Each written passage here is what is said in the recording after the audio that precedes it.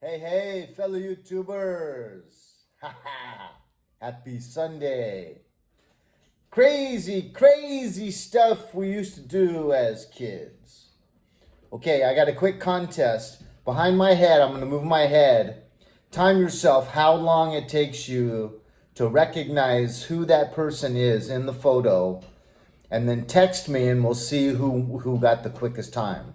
Okay, ready, set, go! Shouldn't be more than 3 seconds. I didn't even show you more than 3 seconds. Everyone knows who that is. It's from a great movie, The Giant. Our Giant.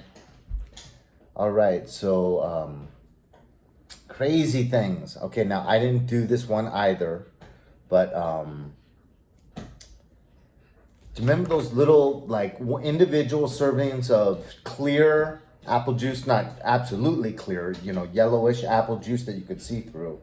And it would come in a glass bottle. They made them for a while in plastic.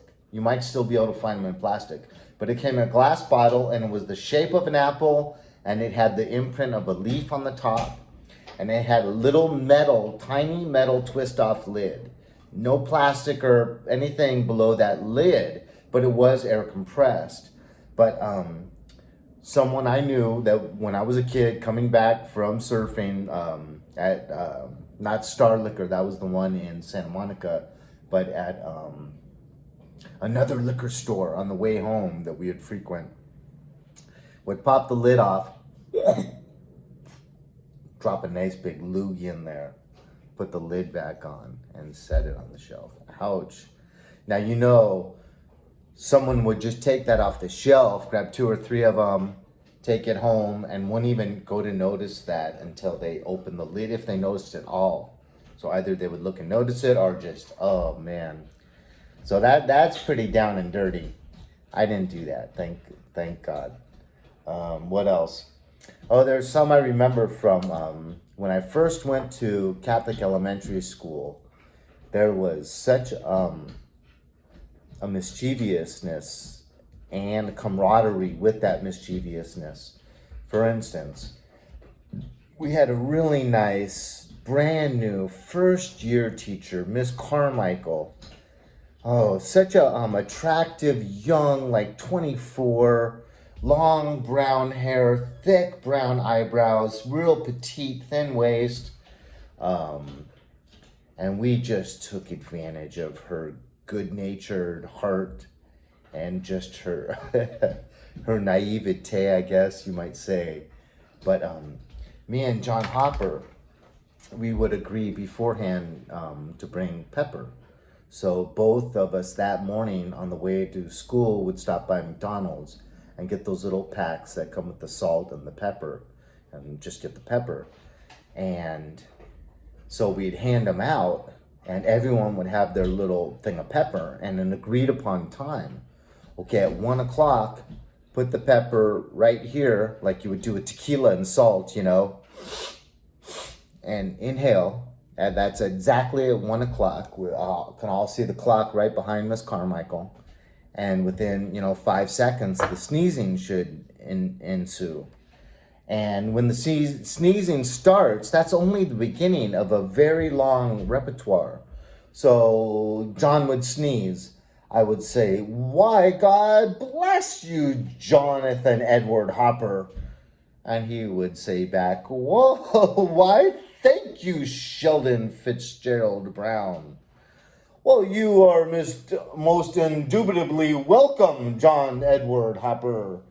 I appreciate your wellness and your good naturedness." And so everyone would be sneezing and having these long conversations that could basically be indefinite, almost have no end. So there's no way the teacher could have any control with the entire class, at least all the boys basically doing, except for one. All of us boys were one strong unit. We would never rat each other out at this Catholic elementary school. We would never tell on each other except for one. And I'll say his name, Serafini. Oh man, I can't believe how that guy would sell out being belonging to such a huge group with total camaraderie and acceptance and fun and mischievousness and just all this good stuff just to get in good with the teachers. You know, and the teachers couldn't really grade us down on our grades because of belonging to that group when every single boy belonged to that group. And as I've said in several videos, I think those nuns knew what they were doing. Okay, so let's see another one. Book drops. You know, exactly, let's use 1 o'clock again. Exactly at 1, when that second hand hits the 1 with that minute hand, you take your biggest book, usually your history book, US government or something, and slam it down on the ground. Now, obviously, with 32 students doing that all at the same time, you can't really single anyone out. Oh my gosh. When I went to Notre Dame High School, both my dad and my father, both my brother and my father had gone there and regaled me with crazy stories. But mainly from my brother, I heard stories of food fights.